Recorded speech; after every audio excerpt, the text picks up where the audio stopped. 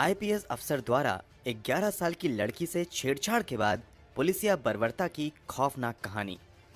वैसे तो पुलिस का काम राज्य में कानून व्यवस्था बनाए रखना तथा लोगों की हिफाजत करना होता है। अमूमन पुलिस ऐसा करती भी है, मगर आज हम आपको एक ऐसी सच्ची घटना की दिल दहला देने वाली कहानी बताने जा रहे हैं, जहां एक आईपीएस अधिकारी अपना फर्ज भुलाकर पहले तो एक लड़की से छेड़छाड़ करता है, फिर उसके बाद मामले को दबाने के लिए पीड़ित लड़की के परिवार वालों के साथ पुलिसिया बर्बरता का वो सिलसिला शुरू करता है जो वर्षों तक चलता है। पुलिस की वो गुंडागर्दी देखने को मिलती है जैसा फिल्मों में भी दिखाया नहीं जाता है। छेड़छाड़ के आरोपी आईपीएस का खौफ इतना ज्यादा था कि मीडिया इस केस की रिपोर्टिंग करने से डरती थी, जज फैसला करने से कतराते थे और बड़े से बड़े नेता उस आईपीएस की मुट्ठी में थे। इन सब खेल के बीच पीड़ित लड़की के परिवार और फिर लड़की के साथ कुछ ऐसा होता है कि सुनकर हर कोई दहल जाता है। लड़की और इसके परिवार की आप बीती जानकर आपका भी कलेजा फट जाएगा। तो आखिर उस लड़की के साथ ऐसा क्या होता है? ये पूरा केस क्या है? इस केस में शुरू से लेकर अब तक क्या कुछ हुआ और इस मामले में कोर्ट का क्या फैसला आया? चलिए जानते हैं सब कुछ सिलसिलेवार तरीके से। यकीन मानिए, सब कुछ जानने के बाद आपके लिए भी एक पल के लिए यकीन करना मुश्किल होगा कि वास्तव में ऐसा भी हो सकता है। तो चलिए कहानी शुरू करते हैं। ये कहानी कभी हरियाणा के पंचकुला में रहने वाले यूको बैंक में बतौर मैनेजर काम करने वाले एससी गिरहोत्रा के परिवार की है। एससी गिरहोत्रा की एक बेटी और एक बेटा था, जबकि पत्नी का देहांत कुछ वर्ष पहले ही हो गया था। एससी गिरहोत्रा की बेटी का नाम रुचिका गिरहोत्रा था। रुचिका चंडीगढ़ के सेक्टर 26 में स्थित sacred heart school for girls में पढ़ाई करती थी। ये पढ़ाई के साथ साथ टेनिस की भी बहुत अच्छी उभरती हुई खिलाड़ी थी। 11 साल की उम्र में ही रुचिका ने अपने खेल की ओर सभी का ध्यान खींचना शुरू कर दिया था। ये बात साल 1990 के अगस्त महीने की है। उन दिनों हरियाणा लॉन टेनिस एसोसिएशन के प्रमुख शंभू प्रताप सिंह राठौर यानी एसपीएस राठौर थे। SPS Rathore Haryana lawn tennis association के हेड होने के साथ साथ हरियाणा पुलिस में इंस्पेक्टर जनरल ऑफ पुलिस यानी आईजी भी थे। 1944 में जन्मे एसपीएस राठौर 1966 बैच के हरियाणा कैडर के आईपीएस अधिकारी थे। एसपीएस राठौर की बेटी प्रियांजलि और रुचिका एक ही स्कूल में एक ही क्लास में पढ़ाई करती थी। बेटी प्रियांजलि के जरिए एसपीएस राठौर ने कई बार रुचिका के खेल के बारे में सुना था। जब रुचिका के खेल की चर्चा कुछ ज्यादा होने लगती है तो 11 अगस्त 1990 को IPS SPS Rathore Haryana lawn tennis association के हेड होने के नाते रुचिका के घर जाते हैं और रुचिका के पिता एससी गिरहोत्रा से मिलकर रुचिका के खेल की तारीफ करते हैं तथा रुचिका को बेहतर ट्रेनिंग दिलवाने का वादा करते हुए कहते हैं कि आपकी बेटी बहुत अच्छा टेनिस खेल रही है, हम रुचिका के लिए बेहतर ट्रेनिंग की व्यवस्था करेंगे, आप रुचिका को ऑफिस भेज दीजिएगा। हरियाणा लॉन टेनिस एसोसिएशन का ऑफिस एसपीएस राठौर के बंगले के अंदर ही था। यहीं पर एक बड़ा सा टेनिस कोर्ट भी था, क्योंकि एसपीएस राठौर ने रुचिका के लिए बेहतर ट्रेनिंग और फैसिलिटी का वादा किया था और इस सिलसिले में रुचिका को मिलने के लिए ऑफिस बुलाया था। इसलिए 12 अगस्त 1990 को संडे के दिन रुचिका अपनी एक दोस्त आराधना प्रकाश के साथ एसपीएस राठौर के घर के अंदर स्थित हरियाणा लॉन टेनिस एसोसिएशन के ऑफिस जाती है। रुचिका की दोस्त आराधना भी एक अच्छी टेनिस प्लेयर थी। ये भी रुचिका के साथ ऑफिस जाती है। जब ये दोनों लड़कियां ऑफिस पहुंचती हैं तो उस समय एसपीएस राठौर ऑफिस में ही बैठे हुए थे। आराधना और रुचिका को ऑफिस में देखते ही एसपीएस राठौर आराधना को कहते हैं कि बाहर जाकर तुम टेनिस कोच मिस्टर थॉमस को यहाँ बुला लो, वो अपने कमरे में हैं। राठौर के कहने पर आराधना कोच को बुलाने चली जाती है। अब ऑफिस के कमरे में रुचिका और एसपीएस राठौर अकेले बचते हैं। अभी आराधना बाहर निकली ही थी कि एसपीएस राठौर अचानक से रुचिका के हाथों को पकड़ते हैं और फिर अगले ही पल रुचिका की कमर में हाथ डालकर उसे अपने करीब खींच लेते हैं। रुचिका कुछ समझ पाती उससे पहले ही राठौर रुचिका को पूरी तरह से अपनी पकड़ में ले लेता है और उसके शरीर को बेहद ही गलत तरीके से दबाना शुरू कर देता है। रुचिका इन सब का काफी विरोध करती है और वो राठौर की पकड़ से बाहर निकलने की कोशिश करती है, मगर वो नाकाम रहती है। इन सब के बीच रुचिका की मुंह से चीखें भी निकल रही थीं। रुचिका की ये आवाज कोच को बुलाने बाहर गई आराधना की कानों तक भी पहुंचती है। रुचिका की आवाज सुनते ही आराधना दौड़ती हुई आती है। अब तक राठौर ने रुचिका को नहीं छोड़ा था और वो लगातार रुचिका को गलत तरीके से छुए जा रहा था। कमरे में आते ही आराधना भी ये सब कुछ देख लेती है। जब एसपीएस राठौर की नजर आराधना पर पड़ती है, तब जाकर वो रुचिका को अपनी पकड़ से आजाद करता है। रुचिका को छोड़ते ही वो आराधना पर चिल्लाना शुरू कर देता है और फिर से कोच को बुलाकर लाने को कहता है।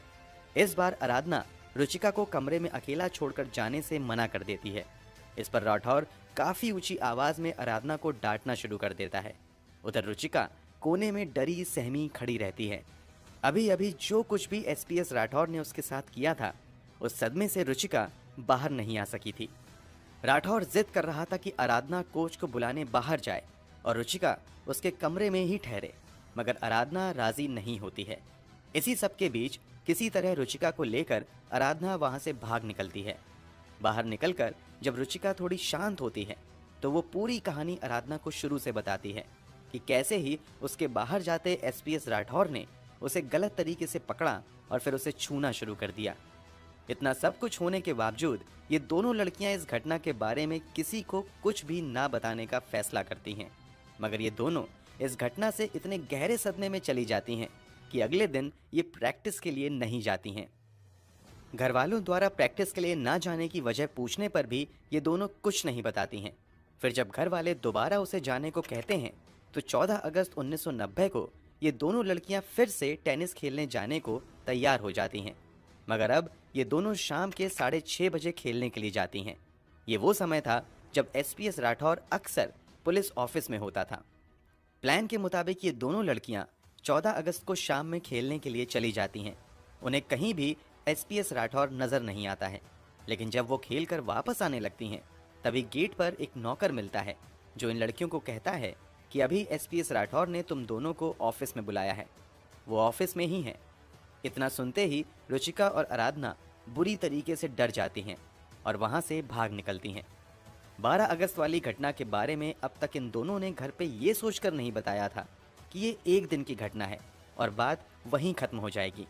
मगर जब दोबारा एसपीएस राठौर उन्हें अपने ऑफिस में बुलाता है, तो दोनों भागकर घर जाती हैं और अपने परिवार वालों को 12 अगस्त 1990 को राठौर द्वारा रुचिका के साथ की गई जबरदस्ती के बारे में बताती हैं।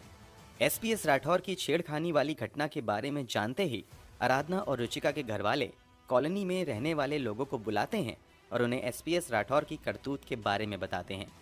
यहाँ इन लोगों की आपस में मीटिंग होती है और इस मीटिंग में आराधना के पिता आनंद प्रकाश कहते हैं कि एसपीएस राठौर की इस हरकत के खिलाफ हमें चुप नहीं रहना चाहिए, बल्कि हम एसपीएस राठौर के खिलाफ कड़ा एक्शन लेंगे और इस मामले को हायर अथॉरिटीज तक ले जाएंगे। चूंकि एसपीएस राठौर खुद एक आईपीएस ऑफिसर था और वर्तमान समय में इंस्पेक्टर जनरल ऑफ पुलिस के पद पर तैनात था, ऐसे में उसके खिलाफ किसी पुलिस थाने में एफआईआर करके कोई फायदा नहीं होना था। इसलिए ये सभी सीधे मुख्यमंत्री से मिलने का फैसला करते हैं।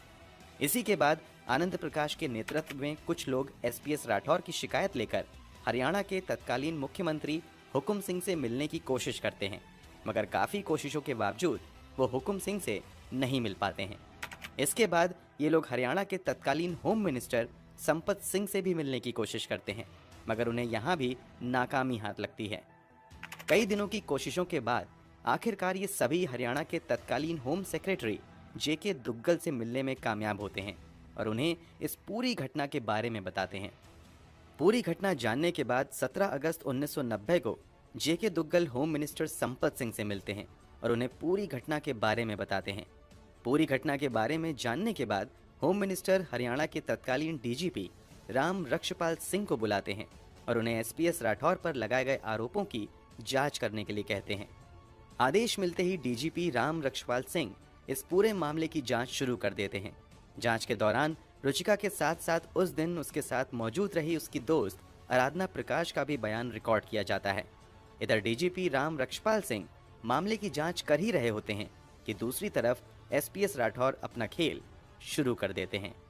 दावे के अनुसार एसपीएस राठौर अपने आदमियों को पंचकुला में स्थित राजीव कॉलोनी नाम की एक स्लम बस्ती में भेजते हैं और वहां लोगों को पैसे देकर अपने समर्थन में नारे लगवाने के लिए केस की जांच कर रहे डीजीपी राम रक्षपाल सिंह के घर के बाहर भेज देते हैं। ये भीड़ लगातार एसपीएस राठौर के समर्थन में और डीजीपी एंड होम मिनिस्टर के विरुद्ध नारे लगाती है। कथित तौर पर ऐसा केस की जांच को प्रभावित करने के लिए किया गया था। इस विरोध प्रदर्शन के बावजूद डीजीपी राम रक्षपाल सिंह केस की जांच पूरी करते हैं और 3 सितंबर 1990 को अपनी जांच रिपोर्ट होम सेक्रेटरी जेके दुग्गल के पास सबमिट कर देते हैं। इस जांच में एसपीएस राठौर को रुचिका गिरहोत्रा से छेड़खानी का दोषी पाया जाता है। इस जांच रिपोर्ट में एसपीएस राठौर पर तुरंत एफआईआर दर्ज करने की भी सिफारिश की गई थी। अब यहाँ से पावर और पॉलिटिक्स का बेहद ही घिनौना खेल शुरू होता है। जांच की फाइनल रिपोर्ट मिलते ही होम सेक्रेटरी जेके दुग्गल इस फाइल को तत्कालीन होम मिनिस्टर संपत सिंह के पास फॉरवर्ड कर देते हैं। यहाँ से ये फाइल मुख्यमंत्री के ऑफिस तक जानी थी ताकि आगे कार्यवाही की जा सके, मगर इसी बीच होम सेक्रेटरी जेके दुग्गल को हटा दिया जाता है और उनके स्थान पर जो नए होम सेक्रेटरी आते हैं वो इस फाइल पर ध्यान ही नहीं देते हैं। इस तरह वो फाइल चीफ मिनिस्टर तक पहुंच ही नहीं पाती है और केस में आगे कोई भी प्रोग्रेस देखने को नहीं मिलती है। इधर एसपीएस राठौर अपने समर्थन में रैली निकलवाना जारी रखते हैं।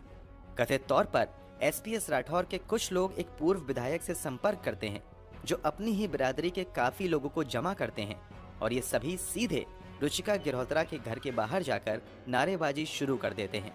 इस रैली में रुचिका के अलावा उसके पिता और भाई के खिलाफ भी नारेबाजी की जाती है। नारेबाजी तो चल ही रही थी, साथ ही अब छेड़खानी का आरोप लगाने वाली लड़की रुचिका गिरहोत्रा के खिलाफ साजिशों का दौर शुरू हो जाता है।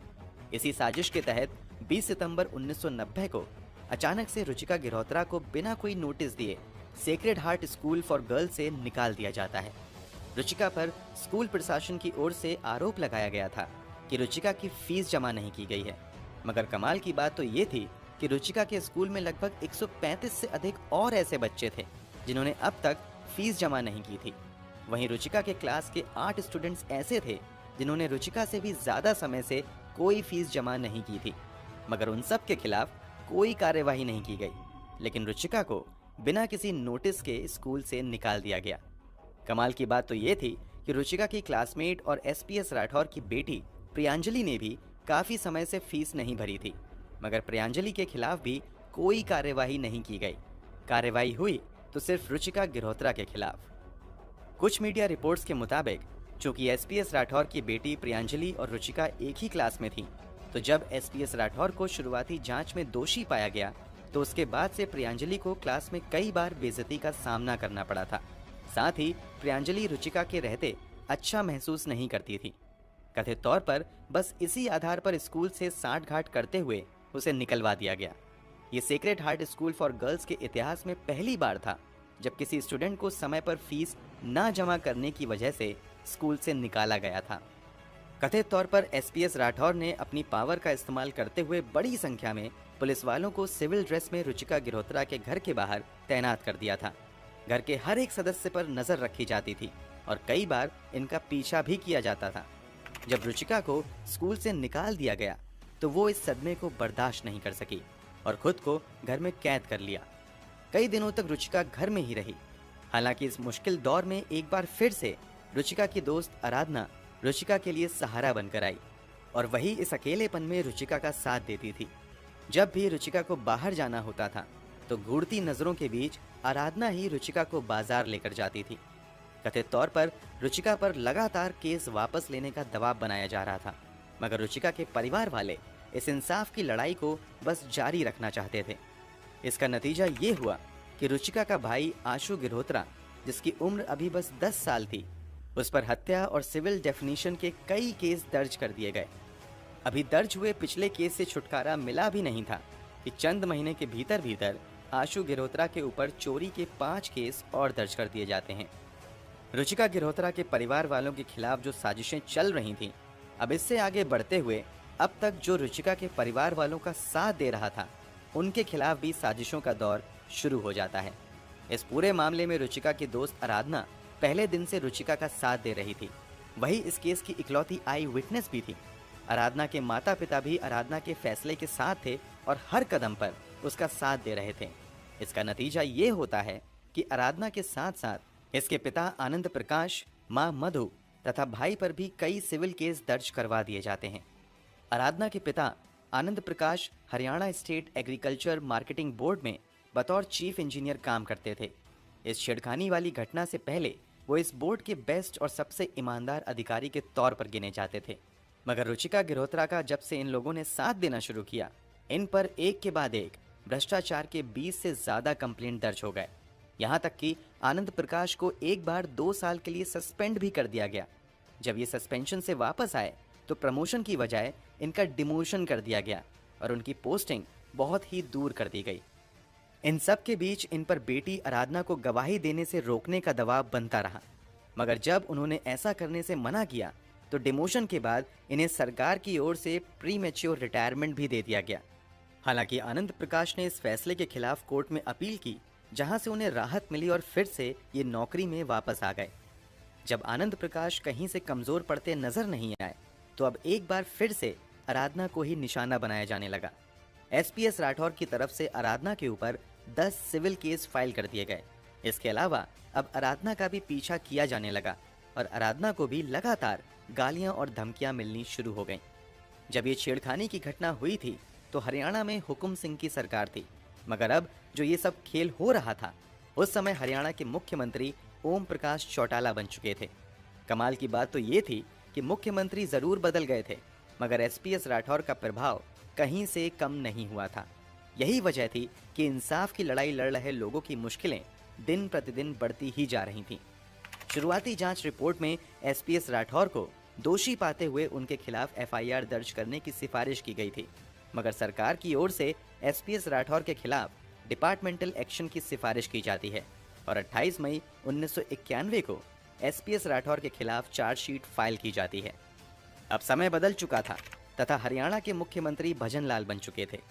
आगे इस केस में क्या किया जाए, उस पर कानूनी राय लेने के लिए मुख्यमंत्री भजन लाल इस केस की फाइल अपने तत्कालीन चीफ सेक्रेटरी के पास भेज देते हैं, मगर वहां ये फाइल जाते ही कहीं गुम सी हो जाती है और आगे एसपीएस राठौर के खिलाफ कोई कार्यवाही नहीं की जाती है। इधर जो वकील अब तक रुचिका गिरोत्रा का केस देख रहे थे, उनके खिलाफ भी एक क्रिमिनल केस तथा एक सिविल डेफेमेशन केस फाइल कर दी जाती है। इन सब के होते हुए अब साल आ चुका था 1993। रुचिका गिरोत्रा के भाई आशु गिरोत्रा पर पहले से 5 चोरी के केस दर्ज थे और उस पर अब कई कार चोरी के भी मामले दर्ज कर लिए गए थे। इस तरह आशु पर दर्ज केस की संख्या 11 हो गई थी, जबकि उसकी उम्र 13 साल थी।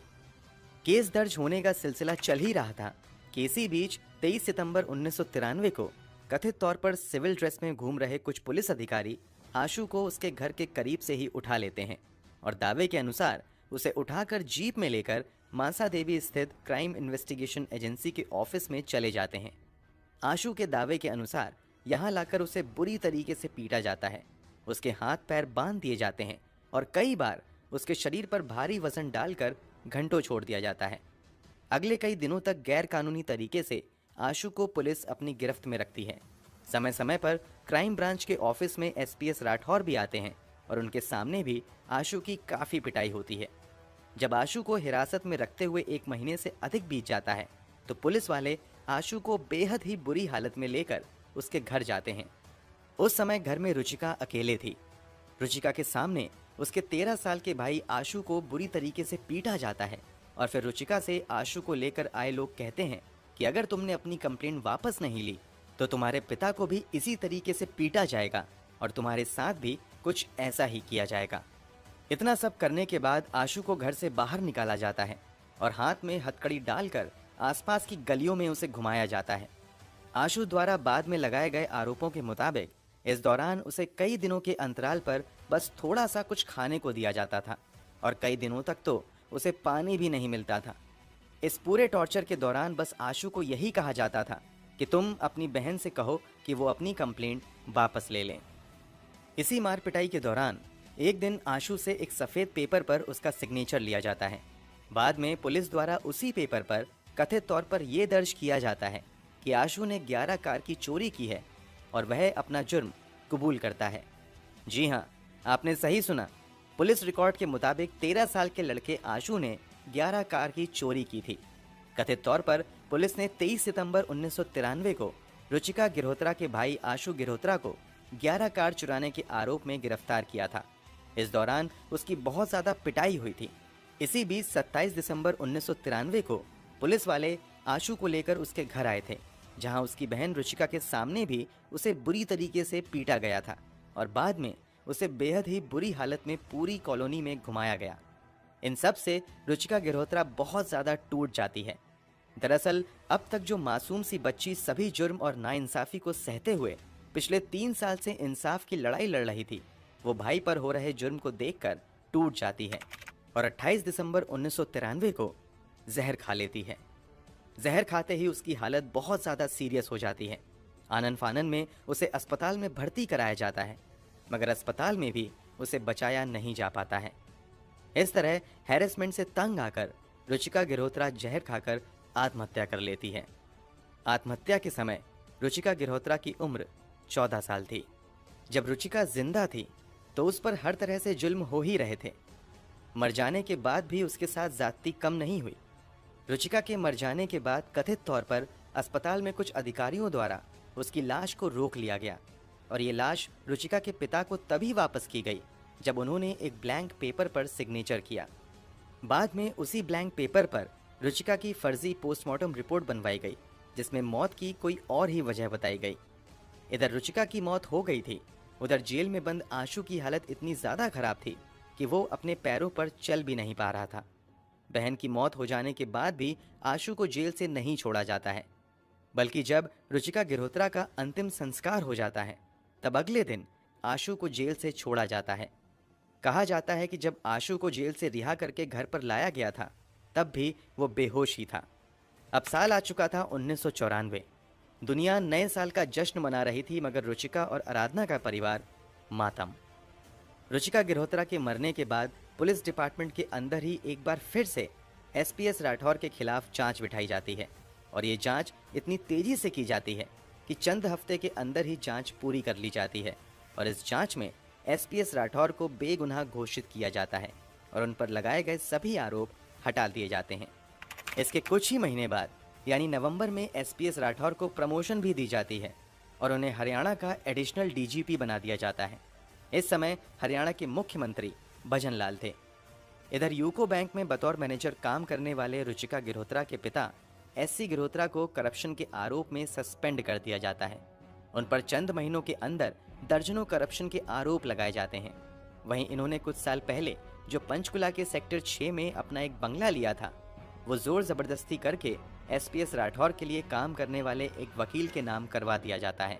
उन्हें अपने ही घर में इतना ज्यादा तंग किया जाने लगता है कि ये अपना पंचकुला वाला घर छोड़कर बेटे के साथ शिमला चले जाते हैं। इन सब में इनकी हालत इतनी ज्यादा खराब हो जाती है कि इनके पास की सभी जमा पूंजी भी खत्म हो जाती है और मजबूरी की हालत में इन्हें कुछ समय तक बतौर मजदूर भी काम करना पड़ता है। खबरों के अनुसार इन्होंने कुछ समय तक बतौर मजदूर मिट्टी भरने का काम किया था। बीतते समय के साथ रुचिका गिरहोत्रा के पिता और भाई के लिए ये दुनिया नर्क जैसी बन गई थी। इन दोनों पर इतने केस दर्ज हो गए थे कि इनका समय बस कोर्ट कचहरी के चक्कर में ही कट रहा था। वहीं एसपीएस राठौर अपनी पूरी जिंदगी आजादी के साथ जी रहे थे। चूंकि इस केस में रुचिका की ओर से पैरवी कर रहे वकील के खिलाफ भी एसपीएस राठौर ने कई मामले दर्ज करवा दिए थे, इसलिए ज्यादातर वकील इस केस को लड़ने से इनकार कर देते थे। आखिर में केस को रुचिका की दोस्त आराधना की लॉयर मां मधु प्रकाश खुद ही लड़ती हैं। इसमें आराधना के पिता आनंद भी साथ देते हैं।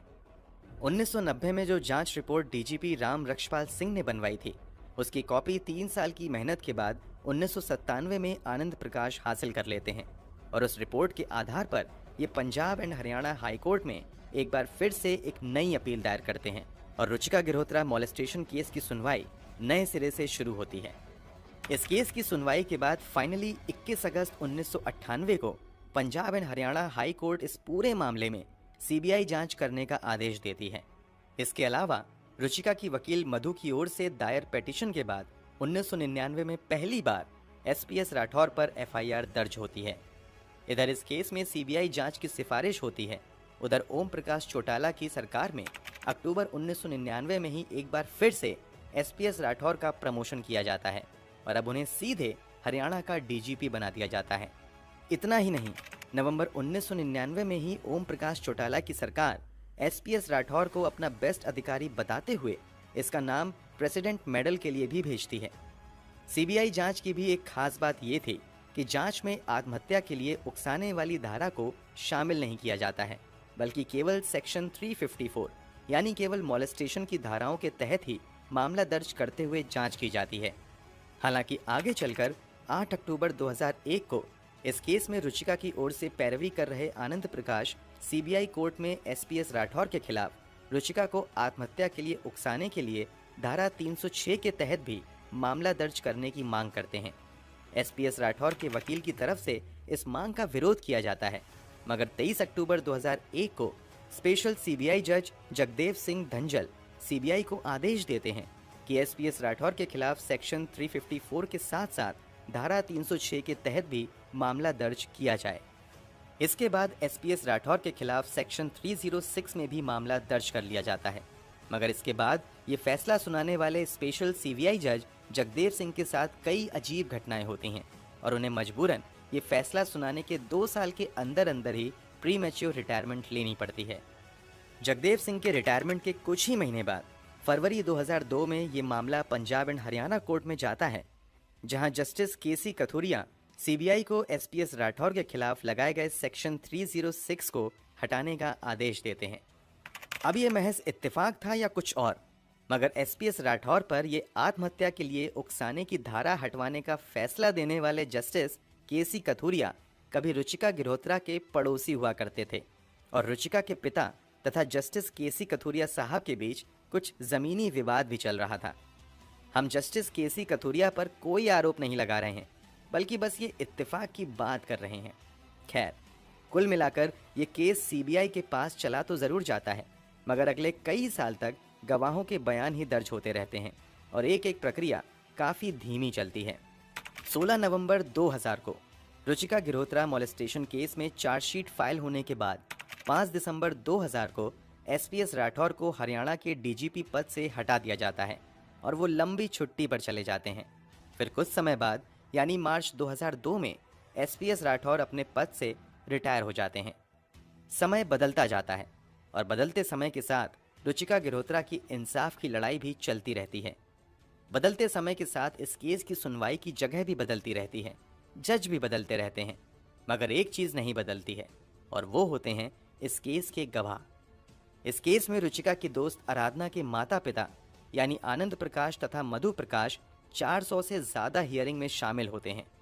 मधु भी अनगिनत बार कोर्ट में गवाही देने आती है।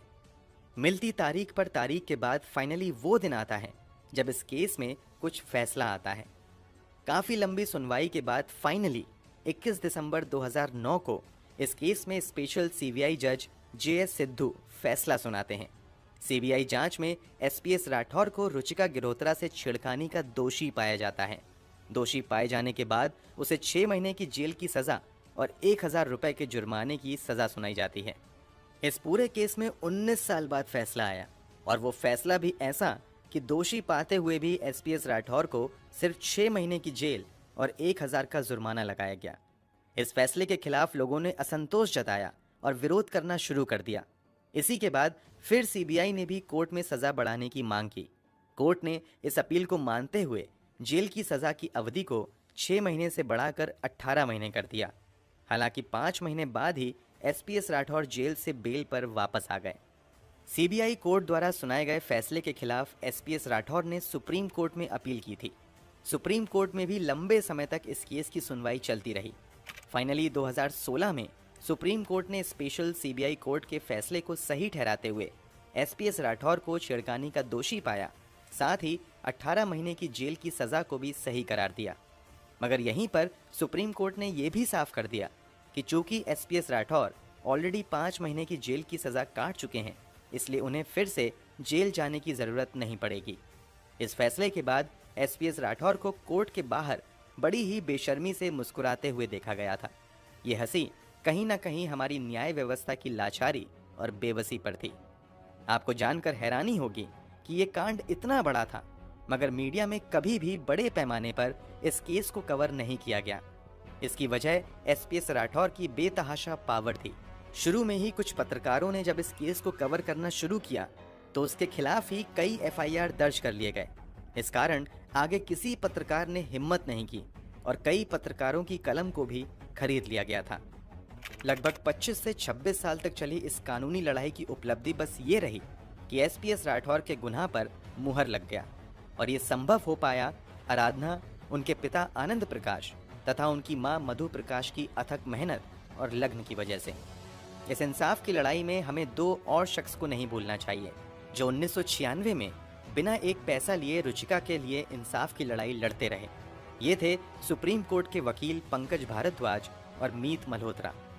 एक और बात, रुचिका के भाई आशु पर जितने भी मामले दर्ज किए गए वह सभी आगे की जांच में फर्जी साबित हुए।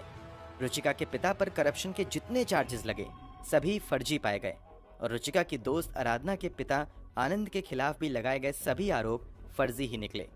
इनमें से किसी के खिलाफ भी कोई आरोप साबित नहीं किया जा सका। आराधना पर भी जितने केस हुए थे वह सभी आगे चलकर खारिज कर दिए गए। इस कामना के साथ कि रुचिका गिरहोत्रा की आत्मा जहां भी हो उसे शांति मिले, हम इस खौफनाक कहानी को यहीं पर खत्म करते हैं।